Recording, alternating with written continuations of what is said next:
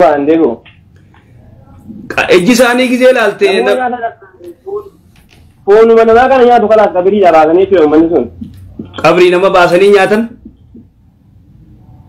Wallahi qabrii baasanii nama nyaatan jechuudha. Namni fakkeenyaaf ija yaraatiin namni yeroo dhukkatee du'u ni maraataa abaduun naayaama nama kanaan nama nyaata jedhaa namni yeroo du'u jechuudha. Garuu osoo qaamni isaa kun afuur keessa jiru kun keessaa beera qaamni isaa kun isin gochuudha waan tokko biyya arge waan kana jechuudha. Ati agartee ganda san ni beeyta. Ganda san ni beeyta. Ganda san ni beeyta agartee jirta warra san. Nan beeka. Okay, yoo kana sila yoo fakkeenya silaalan ati lafa dhooyinaan yoo fakkeenya duute qabrii si awwaalan qabriidhaa si baasanii. Qabrii as baasa wallahi akkasii. Ayya maali wal bina garaadhan. Kana shari'aan islaamaa kun akkamitti ilaala amma namni kan keenya hogguu kalaasi namni kun hogguu nyaatamee hogguu halka damee galee manatti galee nama akkana nyaatee jedhee yaacaa kalaasi ni hima jechuudha akka wanna akka shayxaanaatti jechuudha. Namni san jechuun nama akkana na nyaate jee hima. Ni hima Duboore. Duuba gandi yeroo hedduu gandi aaree dhaqee mata sanarratti mana gubee uummanni sun ganda tokko qabaa ganda sana keessa namni nagaan hin ga'u ni sodaata uummanni mana barnootaa afaanitti waliin hin baratu irraa dhiyeessa garuu namoonni kun namoonni aarii kanaan hogguun dhaqee mana ta'uu dhaqu mootummaan uummata ganda sana fayyaa qabee dhaqalaatu uummanni akkamitti nama nyaataa jedhe garuu immoo ammas ni jira jechuudha manuma sana ta'ee kan Oromoo keenyatti madaqee wajjin hin jiraatu hogguu keelloon daraaru Ogguu birraan bari'ee nurraa dhiyeessaa nurraa baqadhaa jedhanii sagan. Isaanummaan wayita birraan bari'ee nurraa dheessaa nu biran dhufinaa nurraa baqadhaa jaaniiti uummanni nu. Akkas jedhu. Malee isaanis jaalatanii diime jechuudha akkuma yoo si ilaalanii si bira dabran faana malee if hin beekan jechuudha akkas godhu. Jaalatanii deemiti. Hayyee duuba qabrii baasuun tunoo duuba qabrii baasanii nyaatanii na jettu tunoo.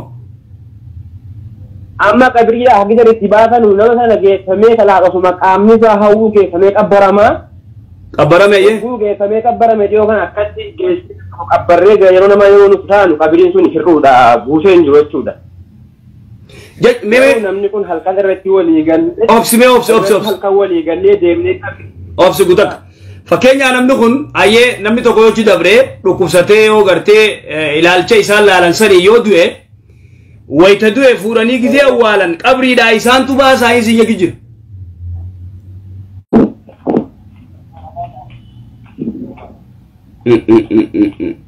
Quraanatti qaraatanii silaa nama akkas teessan quraanatti qaraatanii ilaaltanii. Quraanatti qaraamee ilaalamee fayyadu quraanni sun isin jedhu toleen jedhu. Wadda ejjina maani jirti duraan dursee ejjina maani jirti shari'aan nama jedhuma dubbatti eras ajjeesuun ni eeyyamu jeesi talana gaafa jirta ammaat ajjeesuun ni dandeemuu dha gaafa jirta garuu maatu jira uummata kanarraa uummata nyaatame kana zarii isaatii fi aalii isaatii maal gochuu qaba uummanni kun aarii itti qaba uummata kanatti. Maaloo dubbii kana qabrii seenanii fuudhuun tun dubbii khatara qabrii baasuun akkamma iseetti dhiyoodha. Namni ogguwaa ta'u garuu namni kun hin amanu kalaaf ni shakkaa waa hin amanamne garuu. Ati immoo waan ifii agartee nu himuu jirta. Ati immoo waan ifii agartee nu himuu jirta bar akkasimi. Waan ati akkasii himuu jira wallaahi.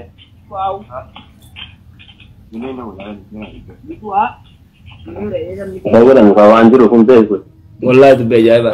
Maal waan dhageenye takkaan dubbii kanaa tan. Garuu shari'aan kana haala kamitti ilaalaa uummata kana haala kamitti ilaala shari'aan. Jechuun gaa shari'aatti beektaa wanni jiru ijji namaa duraan dursee ijji namaa inni mana seenti rakkoo nama ni geessisti maal godharree nama san dhiqadhu jaaniini yookaan uduwadhu jaaniini deebisanii gartee bishaan sanii yoo namni san dhiqate ni fayya. Amma ati waan jirtu jarri kun si nyaata.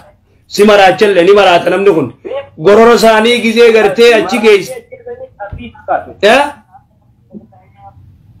Manni sun mata qabrii nama baasu wanta qabrii nama baasu garuu yeroo hedduu irra deebiin kun gaafa seenee kuma sun qaane jechuudha manumti kun maal naan jedha inama no yeroo hedduu isin dawwalee na dhabe garuu caataan arganne jechuudha.